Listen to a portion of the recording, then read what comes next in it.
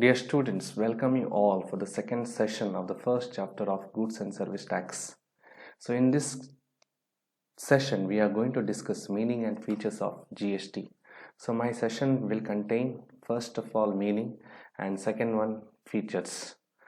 So let's discuss the meaning of GST.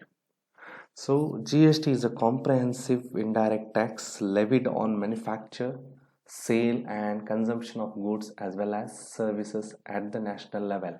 So GST means what? So the word meaning is there in the word itself, goods and service tax. So it is levied on goods as well as service. So it is levied on the supply of goods and service.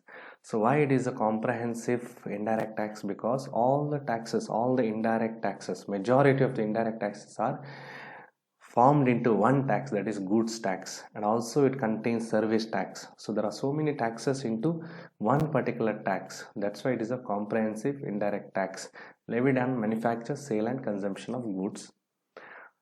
It is also a tax on supply of goods or services or both, except taxes on the supply of alcoholic liquor for human consumption. So basically GST is a goods and service tax levied on the supply of any goods or services except supply of alcoholic liquor for human consumption. So that is kept outside the purview of GST. Rest all the goods and services are included in GST. Let's see the definition as per the GST Act. So as per the GST Act 2017, GST is a tax on goods and services with value addition at each stage, having comprehensive and continuous chain of set of benefits from the producer services providers point up to the retailer level, where only the final consumer should bear the tax.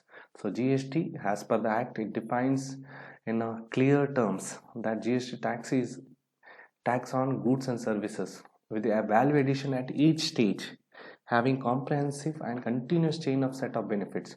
Why there is comprehensive and continuous chain of benefits? Because so whenever one person supply goods to another, for example, there is a supply of goods from A to B and B will supply to C. Now A will collect the GST from B.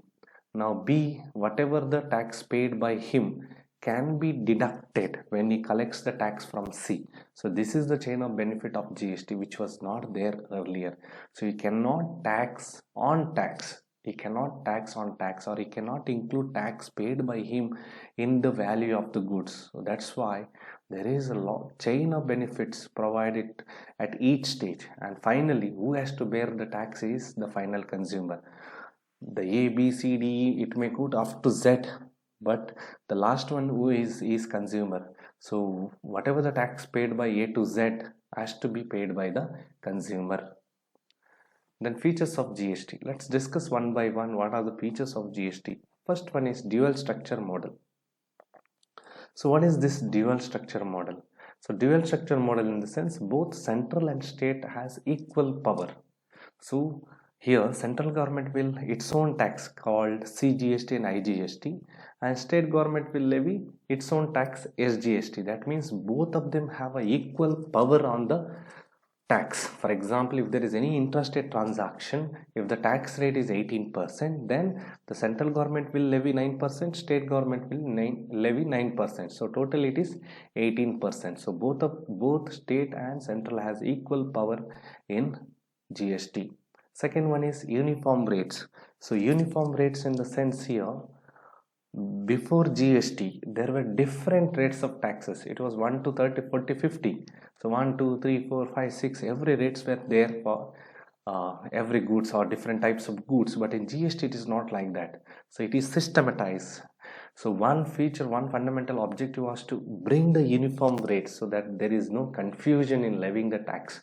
So here what happened is the GST has prepared 4 slabs: 5%, 8% and 18% and 28%. So these are the slabs for GST, so which will be levied on different types of. This slab of 5%, 12%, 18% and 20% is based on the necessity of the goods. For example, if it is a very essential item, then 5%. If it is not so essential, for example ACs, cars, vehicles, passenger vehicles, it is not so required, not so essential, that's why it is 28%. There is also another slab that is 0%.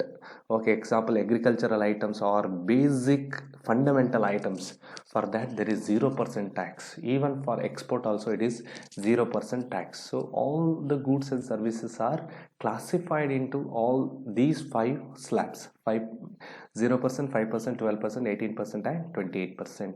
Then levy of tax, how the tax is levied. So as I told you, it is a dual structure model. So both state government and also central government will levy the GST. So state government will levy SGST, central government will levy CGST, and central government will also levy on the interstate supply and export of goods. So that is they will levy IGST. So these are the taxes which are levied on the supply of goods on various transactions. Then there is taxable event. So what is a taxable event? Very simple. In GST, taxable event is supply of goods and services. If there is a supply of goods and services, then the person who supplies the goods has to pay the tax. So it is not the tax on manufacture or productions. Earlier there was excise duty which was purely on manufacture of goods. No, if the manufacturer supplies only, then he has to pay the tax. The nature of levy, how the tax is levied. So here nature of levy is on which transactions. So on intrastate supply and also interstate supply. So on intrastate supply, both central and state government will levy tax. Central government will levy CGST and state government will levy SGST. So both central and state government will levy the tax on intrastate transactions, and on interstate transaction, interstate supply and on imports, IGST will be levied. So IGST will be levied on interstate supply and both export and imports. Then destination based consumption tax. So it is very simple. Under GST, the final consumer has to pay tax, or finally where it has supplied, in that place the tax has to be collected. For example, if the goods have been moved from Karnataka to Kerala, then the tax will be collected in Kerala. Kerala government will levy SGST and central government will levy CGST. Even though the goods are from Karnataka, Karnataka government cannot levy the GST. So that is the advantage of GST. So where it reaches to the final consumption, there it has to be, tax has to be paid. The next one is GST computed on the basis of invoice credit method.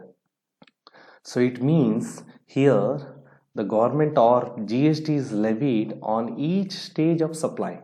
So on each stage of supply, the GST will be collected by the person who is supplying the goods from the person who is receiving the goods. But for in each stage there is a credit given. So that's why GST is computed on the basis of invoice credit methods.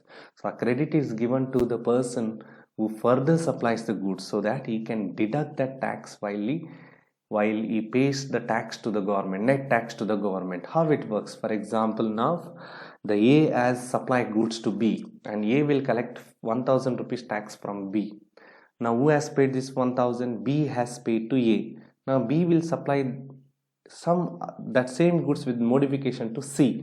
Now B will collect 2000 rupees tax from C. Now B has already paid 1000 to A, 2000 he has collected from C. Now the net tax liability that he has to pay to the government is only 1000. So 2000 minus 1000 tax that he has paid. So that's why GST is computed on the basis of invoice credit method. Then GSTIN. So this is very important number in GST for computing the assessment, for making the assessment, for filing the returns, for refund, for payment of tax, all these things. One number is given, that is GSTN. So what is GSTN? Goods and service tax identification number. So it is given to all the registered dealers who is registered under GST. So it is a 15-digit number, out of which the first 10 digits will be your PAN number. So rest 5 digits will be based on your state code, district code, and other codes are given. Then assessment. So how the assessment is done? So assessment has to be done by every registered dealer or every registered person. So one who is registered has to file the return on timely basis. Sometimes they have to file if it is a regular scheme on monthly basis. If it is a composite scheme, then on a quarterly basis. So then they have to file the return and pay the tax. If there is a balance, they have to pay the tax. If there is a excess, then they will get the refund. Input tax credit. So input tax credit, in the sense, it is a credit given for the purchase of goods. So this credit can be set off while you make the output. So whenever there is a sale, this input tax can be set off and you have to pay the only the balance amount. So only, but this credit is given, or this facility is given only to the registered dealer. So that's why many dealers are registering for GST to get this benefit. Then threshold limit. So threshold limit is a limit to register. So in special category state, the threshold limit is 40 lakhs. If your annual turnover exceeds 40 lakhs, or if your total sales or whatever turnover exceeds 40 lakhs, then you have to register. And for all other states, it is 20 lakhs. If your turnover is exceeding 20 lakhs, then you have to get registered under GST. So that's all from features and meaning. So thank you for watching this video. Thank you.